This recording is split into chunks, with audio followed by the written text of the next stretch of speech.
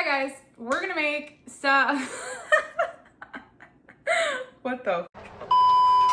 Hi guys, welcome to the channel or welcome back to the channel. We're gonna make candy cane cookies. Yes, it's November. Probably by the time you're seeing this, it's like almost Thanksgiving, but you can make them for Thanksgiving because I mean, most likely, you know, with the virus, it's just gonna be your immediate family and who cares? Thanksgiving, Christmas, basically the same thing, just out of ham.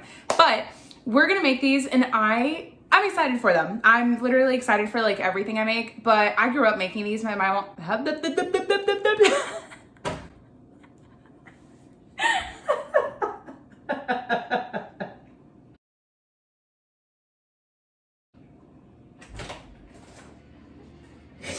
you fucked it up. Good. I'm still recording. I need some soy sauce. Get out. Shut up. So this is a recipe that my mom used to make. She got it from a Betty Crocker cookbook literally like 75 years ago.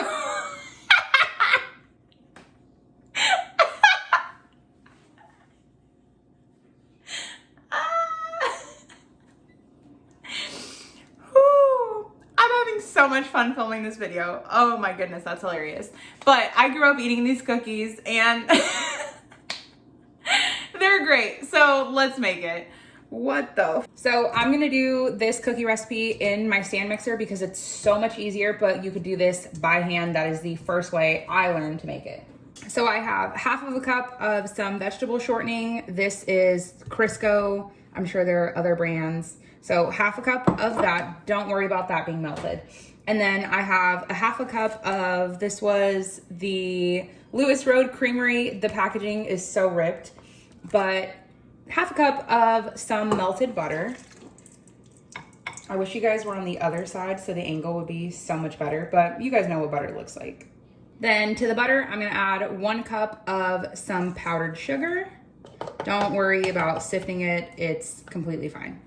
Then we can bring this down, make sure we lock it on the other side, and we're gonna cream this until it looks like frosting almost.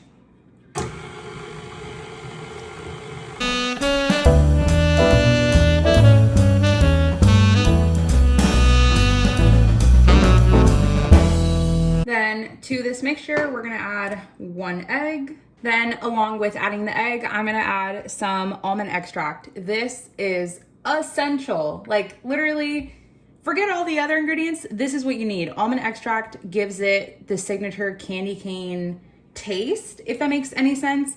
And I know they're candy cane cookies and there is no like peppermint extract or whatever because they're just candy cane shaped and colored. Oh, it's so good. Okay, so we're gonna add 1.5 teaspoons of this. Just be careful, remember, teaspoon, not tablespoon. Then we're also gonna add some vanilla extract, but you guys know I don't have vanilla extract anymore, so I'm gonna add some vanilla bean paste and we're gonna add 1 teaspoon. Then we can give that a mix to make sure everything's incorporated. Now, like with any recipe, once you add the egg, you do not wanna overwork it, so I'm just going to remove this to make it a little bit easier and go around the edge with my silicone scraper. If you guys saw my essential video, then you guys saw the silicone scraper and how crucial they are literally for sweet, savory, cooking, baking, you name it. Okay, we're gonna add this back on, then we can add our flour. So to this, we're gonna add 2.5 cups of all-purpose flour. Now I can add back my little hook here and give this a mix until it's well combined. So lock it on the side. So once you've reached a nice dough, woo, it feels good. It smells so good because of all of that almond. If you guys have baked with almond before, you know like the smell I'm talking about. This to me, every time I smell it, it literally reminds me of these cookies. So I'm glad I'm making them. Okay, so now with this, still just gonna go around, make sure I got everything on the sides. Then I told you guys these were gonna be candy cane shaped and colored. So I'm only making half of this recipe. Usually I would double it. So we just roll it in like a little ball here and just take half of it because we're gonna dye half of it red. You don't have to be super perfect. Good enough. So now we're gonna take half of it and I kind of try to flatten it a little bit. We're gonna add our attachment again. Then we're gonna add half a teaspoon of just some red food coloring. Why measure? Please, for the life of you, do not be wearing white. Do not be wearing white. Don't be wearing white. Okay, now that's pretty well combined. I'm just gonna scrape the top and the bottom. Now I'm just gonna bring this one into a ball too. It's okay if you have a few little specks here. You're really not gonna notice it. You can try to work it in. Then I'm gonna place them side by side in a bowl and then we can work on rolling. So for the cookies, I have both of them in the bowl. I'm gonna take roughly a tablespoon. You could measure it out if you wanted to. And down below me here, I have a sheet of like cling film. Basically that's like plastic wrap. My counter's clean, but just to make sure. And then we're gonna start rolling it out. Might need a little bit more.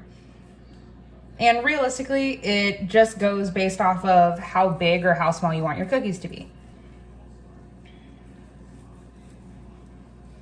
So you just want to press firmly around the whole thing. I'd say 7 inches. And then gonna need a little bit more white.